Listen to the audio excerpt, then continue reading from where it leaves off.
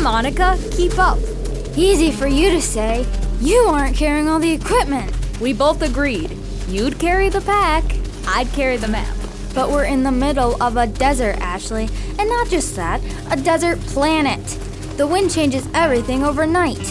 What good is a map gonna do us? I'm not sure, but an agreement is an agreement. Do you think we can switch for a while? I got sand in my shoes. Fine, I'll take the pack for a little bit. Thanks. You know, it may be an unforgiving place, but you sure can't beat the sunrises here. I suppose, though we're going to need shelter soon. That beautiful sun is going to turn deadly if we stay out too much longer. Hey, what's that? A mirage? Mirage? What are you looking at? Out there, in the sand. It looks like that dune is moving. Sandworms. Sand or what now? Giant worms that tunnel under the sand that can swallow small buildings whole. Remember the stories? Right. They eat harvester machines, something about sound attracting them. Yeah. So we probably shouldn't be talking so loud. Give me a break. We're not as loud as harvesters. Still, I think we should stay on that rock over there, just to be sure. This planet stinks. Scorching sun, giant house eating worms, heavy backpack, and worst of all... Yeah? I think I've got sand in my shoe again. Well, while you take care of that, I'm going to listen to the radio. Hey girls, what's going on today? Hey, Mr. Jacobs. Ashley was just telling me about watching some movies with her dad. That sounds like fun, but were they any good? Kind of. My dad said they were some of the best, but he's a bit of a science fiction nerd, so I didn't understand them much. Of course, I fell asleep a couple of times too, so that didn't help. I see. Well, I'm sure he appreciated you spending time with him. How about you, Monica? Anything interesting going on? I'm here. That's a step up from anything else going on. It has been a rough year so far, hasn't it? Hi guys, what's going on? Hey Laura, just hanging out. Cool. Mr. Jacobs, can we talk for a minute? Uh-oh, that doesn't sound good. It's not that bad, Monica. I just have a question that needs an expert answer. An expert, huh? Well, I'll do my best. What's up, Laura? I was reading my Bible yesterday, and I was kind of confused by something that I really think I should understand by now. Sounds interesting. Yeah, what is it? It's forgiveness. What is it really? How does it work? That's it? But it's so simple. Forgiveness is when someone says they're sorry and you forgive them. Even I know that. I mean, yeah. What's so confusing about it, Laura? Well, I thought that too. But the more I read about it in the Bible, and the more I thought about it, I wanted to know more. Like, I thought when we ask God to forgive us for doing bad things, He will always do it. That's because that's how it works? Actually, there's a little bit more to it than that, Ashley. Mr. Jacobs, could I borrow a Bible? Sure. Thanks. It was here in Matthew 6. Jesus is teaching people how to pray.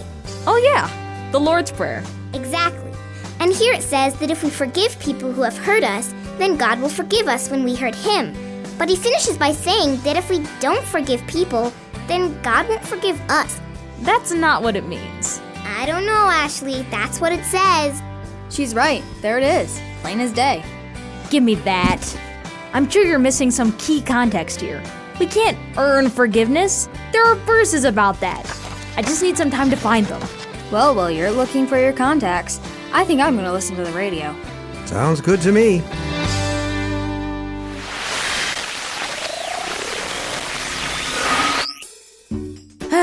Okay, Mr. Jacobs. We're going to need your help after all. Oh, why's that, Ashley? Laura was right. I thought forgiveness was something simple. But now that I look at the Bible, I see what she means. I know, right? All right. Where should I start? How about at the very beginning? What is forgiveness? That would be helpful to know. Technically, forgiveness is when we decide that someone who owes us something doesn't need to pay it back. Pay? You mean like money? Oh, kind of, Laura. In several verses in the law part of the Bible, it talks about how if a person hurts another, then they need to make it up to the one who was hurt. Sometimes the cost was money. Other times the cost was a little more costly. In fact, that's what the whole book of the law was about. Book of the law? He means all of the rules God gave his people in the first 4 books of the Bible. Oh. You see, Monica, God has given us instructions for how to live. And when we don't follow these instructions, it hurts him very badly. Oh, I see where you're going with this. That means we owe him something. That's right. Back in the times of the Old Testament, God's people would pay for the wrong things they had done by giving God the best animals and crops that they had. But though these sacrifices pleased God, they couldn't pay for all of our sins. And that's why Jesus came. That's right. He was the perfect sacrifice who paid for all of the sins of the world, so we wouldn't have to. Okay, I knew all of this already, but do we automatically get this forgiveness, or do we have to do something first? That's an interesting question. Like Ashley said earlier, we can't earn our forgiveness, because then it wouldn't be forgiveness. Yeah. If God says that you don't have to pay for hurting him, then it doesn't make sense that you would have to pay for him to say that. That kind of makes sense. On the other hand, there is something that we do need to do to be forgiven. Wait, what? Yeah, what is it? We have to admit we were wrong and ask for forgiveness, like it says in verses like 1 John 1:9. And according to verses like Matthew 6:15, we need to forgive others too. Yes, but God doesn't wait until... You know what? I have a drama script to explain. I'll be right back. Yeah, I figured when we started talking about complicated stuff like this, we need a drama script eventually. I wouldn't have it any other way.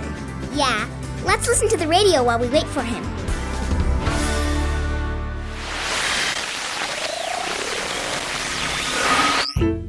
And now, from the garage of Lionel Jacobs comes the delicious drama, The Ice Cream Truck, an adapted biblical teaching about God's gifts.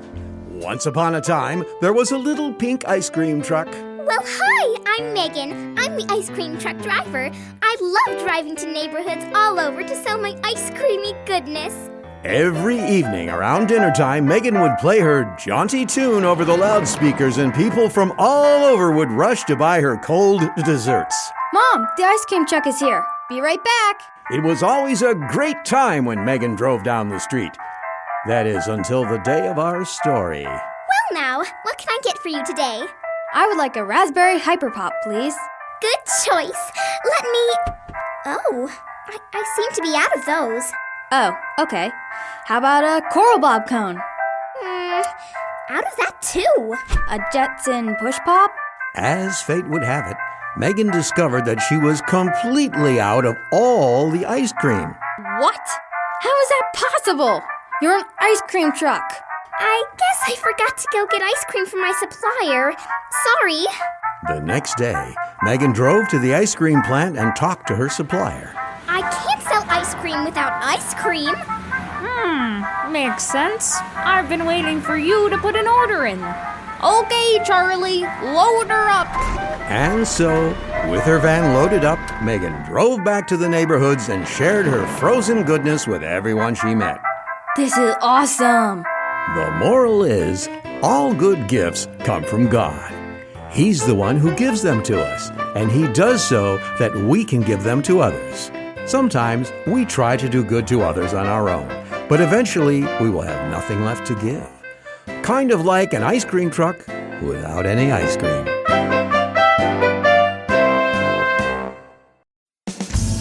Mr. Jacobs, I need to clear things up real quick. Oh, is the drama about the ice cream truck not doing it for you, Monica? It was all right. I just want to make sure I'm understanding what you're talking about. Okay, go ahead. We were talking about whether or not we have to forgive others before we can be forgiven. And in the drama, you said God gives us gifts so we can give to other people. So that means we don't forgive other people to be forgiven. We forgive because we've already been forgiven. That's what it says in Ephesians 4:32. I had it covered, guys. Sorry.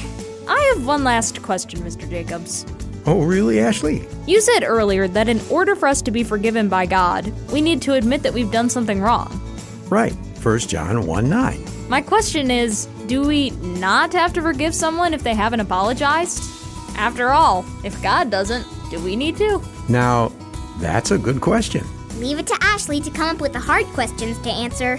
Thanks, Laura. I think. So what's the answer, Mr. Jacobs? Well, this can be a little tricky. Because even though God waits for us to ask for forgiveness and to stop doing what is wrong, even before we knew who He was making a way for us to be forgiven.